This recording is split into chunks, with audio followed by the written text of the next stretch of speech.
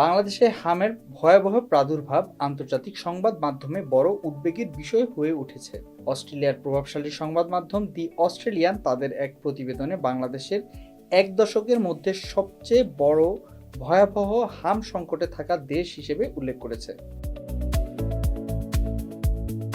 প্রতিবেদন অনুযায়ী গত কয়েক সপ্তাহে দেশে ৪২,০০০-এর বেশি সন্দেহভাজন হামের রোগী শনাক্ত হয়েছে। মারা গেছে অন্তত ৩০০-র বেশি শিশু।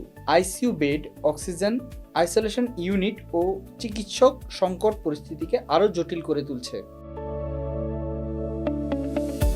প্রতিবেদনে বলা হয়, টিকাদান ব্যবস্থার দুর্বলতা ও ভ্যাকসিন সরবরাহের দীর্ঘবিরতি এই সংকটের অন্যতম কারণ। বিশেষ করে ইউনিসেফের মাধ্যমে ভ্যাকসিন সংগ্রহের পরিবর্তে উন্মুক্ত টেন্ডার পদ্ধতিতে যাওয়ার সিদ্ধান্তে লাখ লাখ শিশু নিয়মিত টিকা থেকে বঞ্চিত হয়। এছাড়া রাজনৈতিক অস্থিরতার কারণে ২০২৪ সালের হাম রুবেলা ক্যাম্পেইন স্থগিত হওয়া পরিস্থিতিকে ভয়াবহ করে তোলে।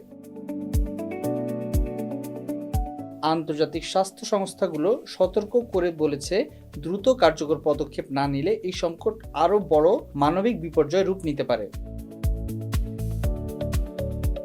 শাহরিয়ার মিলন, নিউজ ডেস্ক, নিউজ স্টেশন 24।